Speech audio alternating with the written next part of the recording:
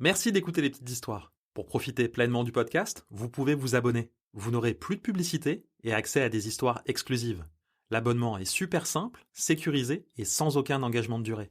Pour en savoir plus, rendez-vous sur telming.com ou cliquez sur le lien dans la description de l'épisode.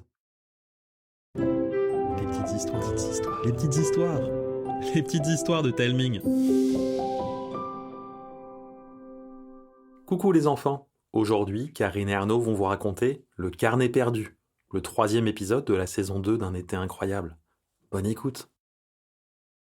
Les randos à vélo, j'aimais ça, mais franchement, avec ce soleil de plomb, j'aurais préféré 1000 fois être au bord d'une plage. Sauf que, face à Arthur, surmotivé, et Lana, déterminée à engloutir des kilomètres, je faisais pas le poids. Heureusement, un magnifique pommier de bord de route me donna l'occasion rêvée d'un petit arrêt ombragé.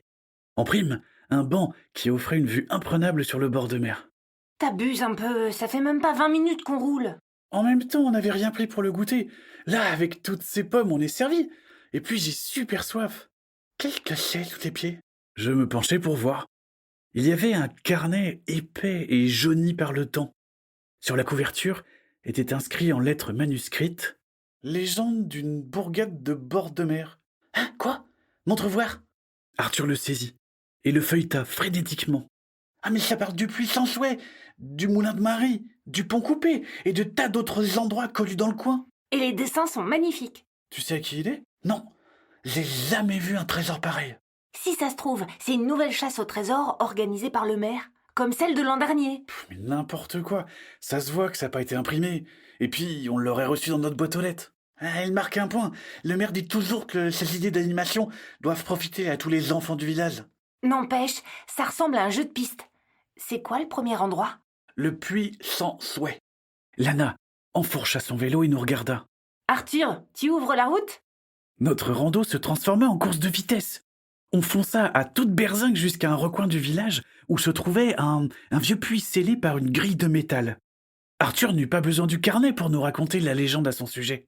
Ce puits-là, il n'exauce pas les vœux, mais il est unique. Parfois, on peut voir des gens tout frissonnants et grimaçant s'en approcher. Après s'être assurés que personne ne les regarde, ils prennent une grande inspiration, se pensent au-dessus de la grille et hurlent à plein poumon des mots que seul le puits peut entendre. Puis ils repartent le cœur léger. Pourquoi? Parce que ce puits-là est un vrai glouton qui dévore les très grosses peurs de ceux qui osent les exprimer. Je connais quelques personnes par chez moi qui devraient l'essayer. Et où pourrait être caché l'indice qu'on cherche? Peut-être qu'il est coincé entre les pierres. On examina chaque interstice, mais pas l'ombre d'un bout de papier. On souleva les cailloux, regarda dans les touffes de mauvaises herbes tout autour. Rien. On a dû louper un truc dans le carnet. Ou peut-être que c'est pas un jeu de piste et que quelqu'un l'a perdu. Marque ta page! Hein? Quelle page? Mais non, Marc Tapage, le libraire du village. Il s'appelle vraiment comme ça. Ses parents lui ont fait une mauvaise blague. Oh, il a pas l'air de s'en plaindre. Au village, on surnomme sa librairie la librairie de l'infini, parce que le tapage qui la tient a toujours le livre que vous cherchez. Sauf que nous, on cherche le propriétaire d'un carnet perdu, pas d'un livre. Peut-être que c'est lui qui a lancé ce jeu de piste? Je sais pas.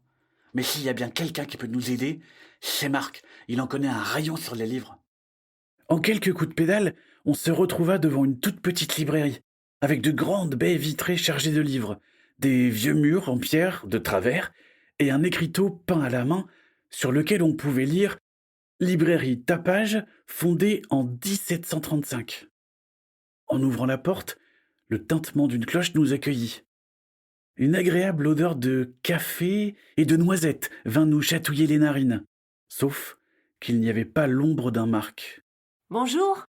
Un homme surgit de derrière le comptoir, les bras chargés de livres. « Bonjour les enfants, que puis-je pour vous ?»« On a trouvé ce carnet rempli de légendes. »« Et on se demandait si c'était pas un jeu de piste. Ou un carnet perdu. Je peux l'examiner ?» Lana lui tendit le carnet. Il le prit, délicatement comme un bijou. Dès que son regard se posa sur la couverture, il lâcha un cri de joie. « Où avez-vous trouvé ce trésor ?»« Près d'un grand pommier sur la route du bord de mer. Vous savez à qui il appartient ?»« Oui, c'est l'un des carnets de légendes de Papistoire. »« Quelle truffe! J'aurais dû m'en douter !»« Papistoire? Le vieux monsieur qui raconte des histoires aux enfants ?»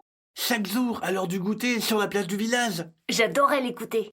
Ces histoires sont incroyables. Parfait. On n'a plus qu'à lui ramener son carnet, il va être sacrément content. Ça risque d'être compliqué.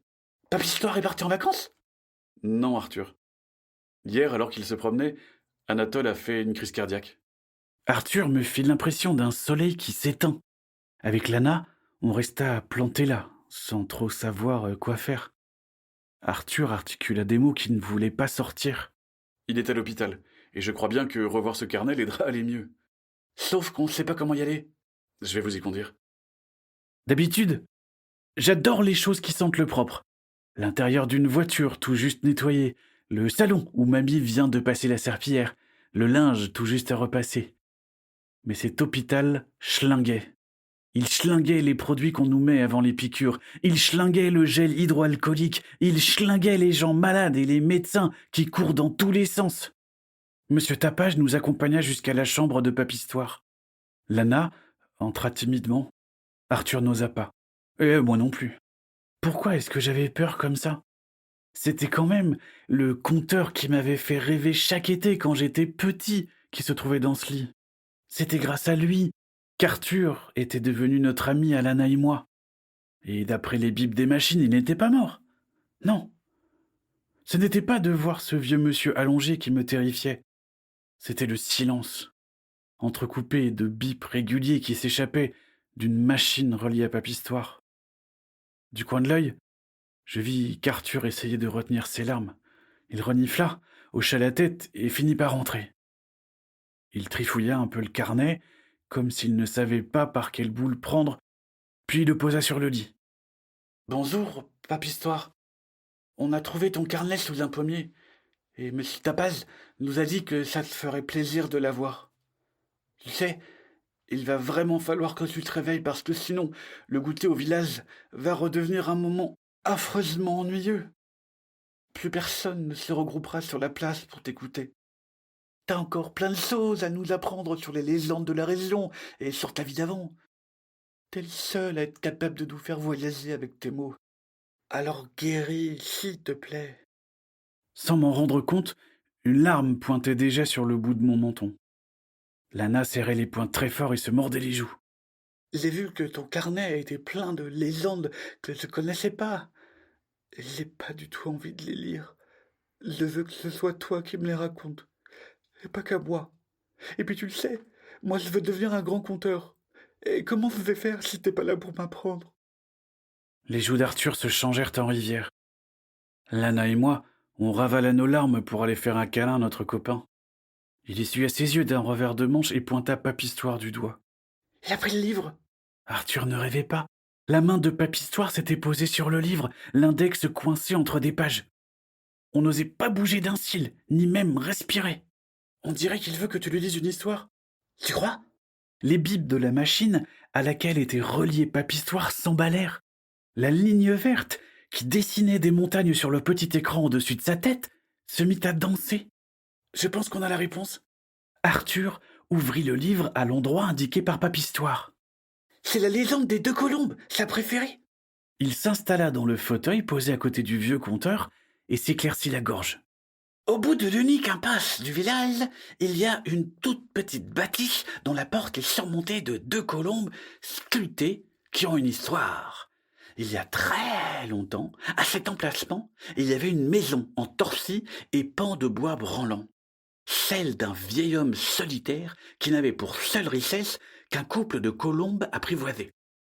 Un jour d'hiver, la terre trembla et la maison s'effondra. Par miracle, le vieil homme et la femelle s'en sortirent indemnes, mais le mâle, lui, se retrouva en cage sous la montagne de gravats. Sa compagne s'occupa de lui. Des jours durant, elle le nourrit de graines ramassées dans les granges et l'abreuva de l'eau de la rivière qu'elle gardait dans son bec. Les habitants finirent par s'apercevoir des allées-venues de la colombe. Émus par sa détermination, ils aidèrent le vieil homme à déblayer les décombres et à libérer le captif. Finalement, les 2 oiseaux furent réunis et remercièrent leur sauveur avec le plus beau des balais aériens. Ses paupières toujours fermées, Papy-Histoire sourit. Arthur s'illumina. Voilà les enfants, j'espère que l'histoire vous a plu. N'oubliez pas de nous mettre plein d'étoiles sur votre application de podcast et de nous envoyer des messages sur les réseaux sociaux ou par mail. Ça nous donne plein de force pour la suite. Je vous embrasse et je vous dis à bientôt.